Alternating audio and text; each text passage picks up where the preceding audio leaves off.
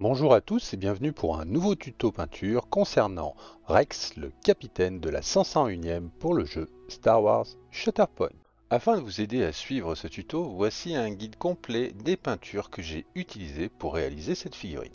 Vous verrez également dans ce tuto des icônes qui indiquent la façon dont je dilue ma peinture, en allant de peu dilué jusqu'à extrêmement dilué. De même, un second jeu d'icônes vous montrera quelle charge de peinture j'utilise. Est-ce que mon pinceau est gorgé de peinture ou bien est-ce qu'il y en a très peu dessus? J'espère que ces icônes vous aideront à reproduire mes gestes. Sans plus attendre, passons à la peinture. Après avoir monté et préparé notre ami capitaine Rex, eh bien tout simplement, j'ai fait une sous-couche intégrale avec un noir de Hobby Paint Valero, suivi d'un zénithal bien appuyé avec un wolf grey, et enfin pour finir je suis revenu sur le dessus de la figurine faire un second zénithal avec un blanc.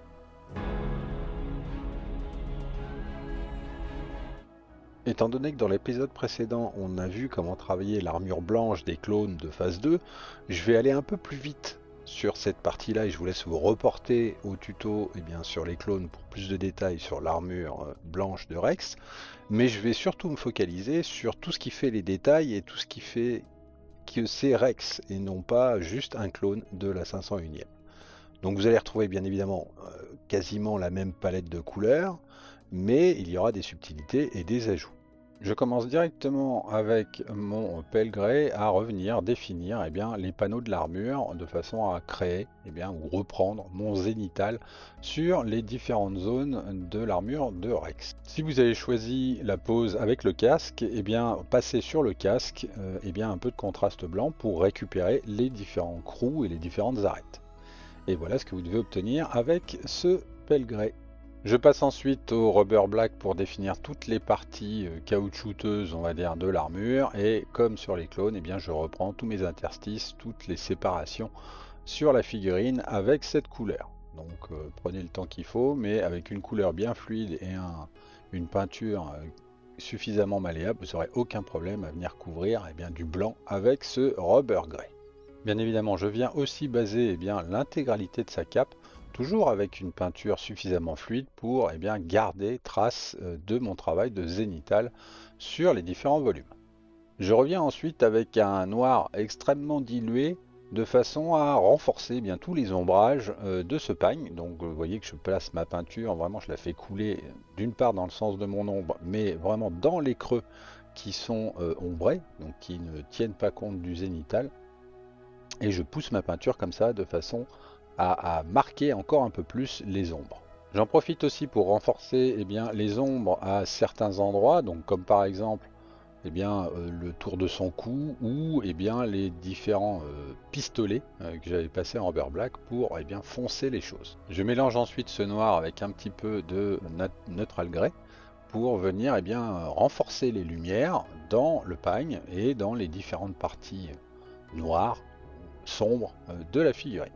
Ça me permet comme ça de venir faire se détacher, on va dire, certains détails ou apporter de la lumière sur des détails noirs, puisque au final le but est qu'il soit noir, mais le noir mis en lumière devient légèrement gris. Donc voilà, je reprends les différentes arêtes de mes armes ou les extrêmes points de lumière que je veux donner sur le pagne de Rex. Je profite aussi de cette couleur pour venir renforcer la séparation des plaques et le bord, on va dire, le bord extérieur de son épaulette, qui est un peu particulière. Et donc je tire comme ça de fins traits à l'intérieur de façon à booster le futur contraste que je vais avoir avec les plaques bleues. Ce qui me permet ensuite facilement de venir peindre le contour des plaques sans me soucier d'aller risquer mettre de la peinture à l'intérieur. Et une fois cette étape finie, normalement toutes les parties de noir de Rex sont travaillées en gris et voilà ce que vous devez obtenir. Afin de définir encore mieux les lumières, je reviens avec mon pelle grey et je viens travailler les points de lumière que je souhaite obtenir dans ce gris ou ce noir, et je vais pousser comme ça à de tout petits endroits des petits détails qui vont faire que eh bien, la lumière sera plus évidente, plus compréhensible sur ces différents volumes. Donc je fais des petits linings, vraiment je pose de petits points hein, où j'accentue certains contrastes pour que la lumière soit dirigée eh bien, sur mes volumes. J'insiste vraiment sur le fait que ce sont ces petits points de définition qui font toute la différence sur un volume. Vous voyez là comment les pistolets prennent une autre dimension grâce à ces tout petits points. Et sur le reste de la figurine, eh bien c'est identique. Donc prenez le temps de les faire.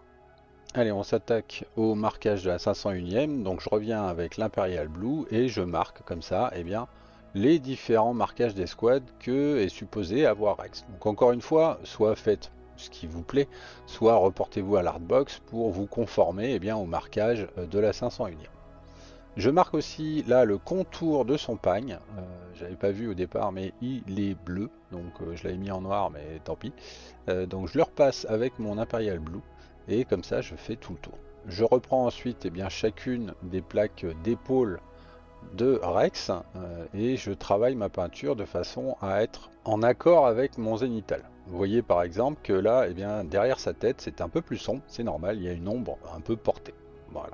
Je passe ensuite à un mix 50-50 du 4 Blue avec mon Imperial Blue et je viens comme ça, eh bien, commencer à définir mes zones de lumière. Donc encore une fois, prenez le temps, regardez bien d'où vient la lumière et dans quel sens vous devez tirer vos coups de pinceau pour que bien la lumière soit compréhensible sur vos différents volumes. Par exemple, ici je ne fais que certaines parties du contour.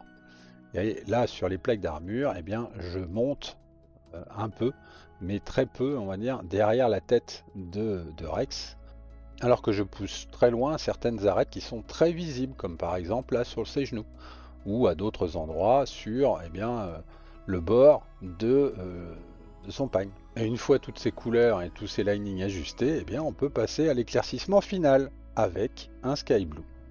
Donc encore une fois, ce sont de très petits points, hein, donc comme tout à l'heure avec le blanc, mais c'est ces petits points qui vont faire la différence, donc prenez le temps de les poser, vous verrez que ça apportera une belle définition à votre bleu, plutôt qu'un bleu tout simple et tout lisse, j'allais dire. C'est aussi à cette étape-là que l'on va préparer le weathering, donc les éraflures dans les parties bleues. Toujours avec un pâle grès, je reviens eh bien, booster un petit peu certaines parties noires pour les faire correspondre au niveau de brillance que j'ai amené eh bien, dans mon bleu. Hein, de façon à ce qu'il n'y ait pas d'incohérence entre les deux parties bleues et grises. Je passe ensuite avec du blanc et là ça va être le plus gros du travail de l'armure puisque je vais redéfinir eh bien, presque tous les bords et créer comme ça des reflets très arbitraires, on va dire, sur certaines zones de façon à booster eh bien, le point focal de la figurine, c'est-à-dire pas uniquement celui de la lumière zénitale, mais aussi ce sur quoi je veux attirer l'attention. Donc là, en général, on attire l'attention sur le visage et le haut du torse des figurines. Là, je me suis concentré sur presque tout le torse, de façon à booster eh bien, à la fois le gros pectoral et un petit peu eh bien, les abdos et sa ceinture. Bien évidemment, je travaille le reste aussi, hein, donc les bras, enfin tout ce qui doit être dans ma lumière zénitale. Mais vraiment, je booste comme ça la lecture eh bien, par rapport à une certaine direction de lumière ou par rapport eh bien, à ce que je veux vraiment mettre en avant sur la figurine. Donc je délimite des zones avec des fins traits et ça me permet comme ça eh bien, de booster à certains endroits l'armure de Rex. C'est à mon sens l'étape où vous devez passer au final le plus de temps ou le plus d'attention, porter le plus d'attention de façon à bien vraiment booster la lecture de la pièce et le côté rendu blanc, on va dire, que doivent avoir les clones. Donc prenez le temps vraiment de diriger votre lumière, de bien la pousser, la monter, tout en faisant en sorte que, eh bien, effectivement, le haut de la figurine, ou en tout cas la partie focale que vous voulez mettre en avant, eh bien, soit travaillé. Mais parfois quelques petits points, quelques petits linings eh bien, vont faire toute la différence. Par exemple, là, le bord de cet abdominal fait vraiment une grosse différence, je trouve, dans la lecture de la pièce. Donc, c'est tous ces petits détails, ces petits raffinements, on va dire, qui vont eh bien, créer l'intensité que vous voulez obtenir sur votre figurine. Mais au final, ce travail m'a peut-être pris une dizaine de minutes à tout casser. Donc, Franchement, ça vaut le coup de perdre 10 minutes sur cette figurine juste pour faire ça. Et vous verrez que le rendu sera bien plus intéressant et bien plus contrasté, bien plus lisible et bien plus euh, brillant dans l'aspect euh, plastique, quelque part, j'allais dire, de l'armure de Rex. Et voilà ce que vous devriez avoir à peu près au final. Je m'attaque maintenant à son visage, et donc avec ma recette habituelle, je viens avec un brown rose, et bien baser tout simplement l'intégralité du visage. Donc ma couleur n'est quand même pas totalement couvrante parce que je veux garder bien une partie du zénithal sur l'application de ce brown rose. Donc vous voyez par exemple que du côté sombre, bien je suis moins rose quelque part, hein, mais ça va me permettre comme ça de construire mes couleurs. Et pour renforcer les ombres, bien je passe l'avis d'Agraxer Shade sur l'intégralité du visage, toujours pareil, en chargeant bien mon pinceau et en venant bien renforcer tous les creux. Bien évidemment, orientez bien votre shade, donc dirigez-le vers les creux, et si vraiment il y a trop de shade, bien enlevez-en. Hein. Venez avec un pinceau déchargé, bien récupérez l'excédent de shade. J'en profite aussi bien pour baser l'intégralité de ses cheveux, parce qu'il a une couleur de cheveux un peu particulière. Et donc, une fois que vous laissez bien sécher bien, ce shade, vous allez obtenir un visage qui de base est déjà contrasté. Quand tout est sec, je reviens avec mon brown rose de départ et je commence à redéfinir bien, les zones du visage que je vais vouloir mettre en lumière. Donc là, bien, une bonne partie de son front, les arêtes du type nez, pommettes, sourcils, menton, etc., etc. Donc je reprends doucement avec une peinture bien diluée bien, ces différentes aspérités ou rides d'expression du visage. Cette étape permet non seulement bien, de préserver certains creux qui sont remplis avec le Reikland Flesh Shade, mais aussi bien, de récupérer la teinte de base de départ et donc de définir ou d'adoucir certains défauts bien, du shade. J'ajoute ensuite un peu de Sunny Skin Tone à mon brown rose, de façon à me créer une teinte légèrement plus claire et légèrement plus jaune, et je viens encore redéfinir les zones de lumière. Donc j'en profite pour marquer les rides sur son front, et je reprends toutes les rides d'expression sur des zones légèrement plus petites pour marquer encore plus bien, l'expression de son visage.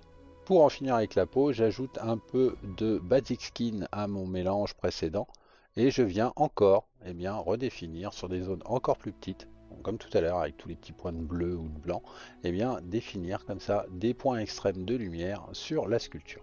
Donc profitez-en, la taille est très confortable, la sculpture est très bien marquée, donc poussez ces petits détails à l'extrême, vous verrez que vos visages n'en seront que plus réalistes quelque part. Hein. Et n'oubliez pas que dans l'ombre, il y a aussi quelques lumières, beaucoup moins, mais un peu quand même. Avec un Ice Yellow, je vais venir créer quelques petits reflets comme ça dans les cheveux, ou en tout cas blanchir, blondir, on va dire, certaines parties de ses cheveux de façon à booster un peu le contraste. Et donc j'y vais doucement comme ça, mais je frotte et je fais une espèce de faux brossage à sec, de pointillé, pour marquer comme ça bien, une progression vers le devant de la lumière dans ses cheveux. Attention toutefois, le but n'est pas de recouvrir l'intégralité des cheveux avec cette couleur. Il faut continuer à voir bien, les ombrages qui sont en dessous. Pour travailler les transitions, je viens avec un Sahara Yellow vraiment bien dilué, bien reprendre comme ça les bordures ou un peu les délimitations, l'ombrage de cette chevelure, de façon à booster comme ça bien, la lumière quelque part, puisque vu que j'ajoute de l'ombre, bien ça crée plus de lumière aux endroits où j'ai passé mon Ice Yellow, et au final je vais avoir quelque chose de très lisible, de très progressif, et qui respectera ma lumière zénithale. Et voilà ce que vous devez obtenir pour ces cheveux. Bien évidemment, pour finir le visage, je viens passer un fin trait de blanc bien, sur les yeux, hein, donc de façon assez précise. Si vous pourriez commencer par faire ça au tout début en première étape, ça dépend de la méthode que vous préférez. Et puis à l'intérieur, bien, je viens reposer des petits points pour marquer les pupilles, et j'en profite pour peindre aussi ces petits sourcils sur l'artwork. Ils étaient peints. C'est pas une obligation, je l'ai fait. Maintenant, je suis pas spécialement convaincu que c'était beaucoup mieux. Ça lui donne un regard un peu particulier.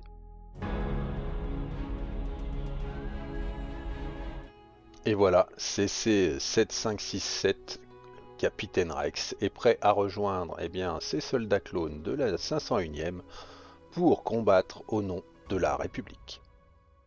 Je ne vais pas peindre le socle de cette figurine dans ce tuto, je vous renvoie vers la vidéo que j'ai consacrée spécialement au socle pour le jeu Shatterpoint. Si vous avez aimé cette vidéo, n'hésitez pas à la liker, à la commenter ou à la partager. Vous pouvez également vous abonner à la chaîne et en activant la cloche, vous serez prévenu de la sortie des prochains tutos concernant le jeu Star Wars Shatterpoint.